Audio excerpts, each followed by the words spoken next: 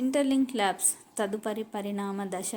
Interlink యాదృచ్ఛికంగా ముందుకు వెళ్ళడం లేదు. ఇది స్పష్టమైన దశలలో ఒక్కో దశ మరొక దశకు పునాది వేస్తూ ముందుకు సాగుతోంది.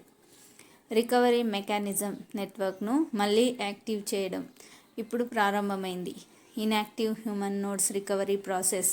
ఇది కేవలం బర్న్ అయిన కాయిన్స్ తిరిగి ఇవ్వడం కాదు. దీని అసలు లక్ష్యం నిజమైన యూజర్లను మళ్ళీ యాక్టివ్ చేయడం, నిష్క్రియలో ఉన్న కంట్రిబ్యూటర్స్ను తిరిగి తీసుకురావడం, టోకెన్ సరఫరాను శుభ్రం చేయడం, దీర్ఘకాల హోల్డర్లను బలపరచడం.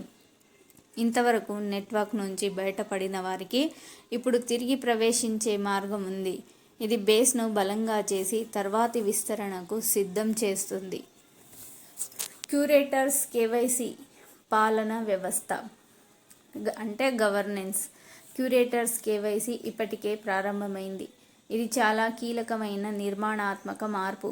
క్యూరేటర్స్ అంటే సాధారణ కమ్యూనిటీ సభ్యులు కాదు.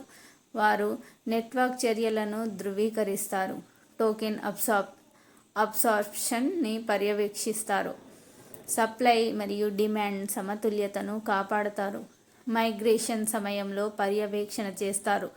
కేవైసీ వల్ల పాలన అనౌపచారికం నుంచి అధికారికంగా మారుతుంది. ఇది ఇంటర్లింక్లో ఇన్స్టిట్యూషనల్ లెవెల్ అకౌంటబిలిటీకి ప్రారంభం. వర్షన్ 5.0 ప్రధాన సాంకేతిక అప్గ్రేడ్. వర్షన్ 5 ఒక డిజైన్ అప్డేట్ కాదు, ఇది సిద్ధం చేస్తుంది వెరిఫైడ్ ఐటీఎల్జీ నిర్మాణాన్ని, మైగ్రేషన్ లాజిక్ను, లేయర్డ్ టోకెన్ ఆర్కిటెక్చర్ను, ఇంటర్నల్ అండ్ ఎక్స్టర్నల్ వాల్యూ మధ్య స్పష్టమైన తేడాను.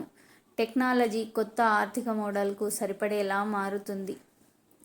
First migration ITLG to verified ITLG. ఇది నిర్ణయాత్మకమైన దశ. మైగ్రేషన్ తర్వాత వెరిఫైడ్ ఐటీఎల్జీ మాత్రమే ఆర్థిక బేస్ యూనిట్. సప్లై స్పష్టంగా కనిపిస్తుంది, స్కేర్సిటీ లెక్కించదగినదిగా మారుతుంది. సూత్రం ఒకటే, 1 ITLG = 1 ITLG. Clean, verified, structured. Contribution points నిజమైన ఆర్థిక లేయర్గా మారుతాయి. ఇంటర్లింక్ లేయర్ 1 బ్లాక్ చైన్ అసలైన ఇన్ఫ్రాస్ట్రక్చర్. మైగ్రేషన్ తర్వాత అసలు గేమ్ మొదలవుతుంది. ఇంటర్లింక్ లేయర్ 1 బ్లాక్ చైన్లో వెరిఫైడ్ టోకెన్ ఎకానమీ నడుస్తుంది. ఆన్ చైన్ సెటిల్మెంట్ జరుగుతుంది. Contribution value and liquidity value వేరు అవుతాయి. డెఫీ ఇంటిగ్రేషన్స్ సాధ్యమవుతాయి.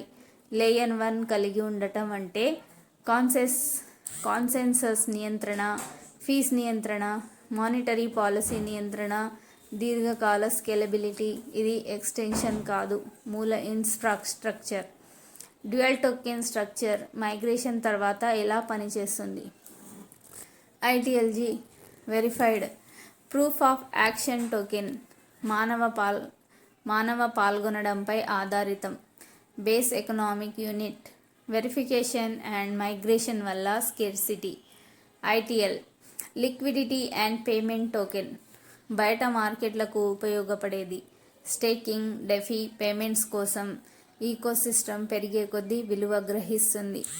రెండూ పోటీ పడవు, వేర్వేరు విలువ లేయర్లలో పనిచేస్తాయి. విలువ ఎలా ప్రవహిస్తుంది? మనుషులు ఐటీఎల్జీ సంపాదించి వెరిఫై చేస్తారు. వెరిఫైడ్ ఐటీఎల్జీ ఆర్థిక స్థానం పొందుతుంది. ఐటీఎల్ లిక్విడిటీ అండ్ లావాదేవీలకు ఉపయోగపడుతుంది. డెఫీ మరియు బాహ్య ప్రొడక్ట్స్ వల్ల ఐటీఎల్ డిమాండ్ పెరుగుతుంది. మైగ్రేషన్ సైకిల్స్ వల్ల ఐటీఎల్జీ స్కేర్సిటీ పెరుగుతుంది. ఫలితం internal contribution economy, external liquidity economy. రెండు లేయర్ల మధ్య ఆర్బిట్రేజ్ అవకాశాలు.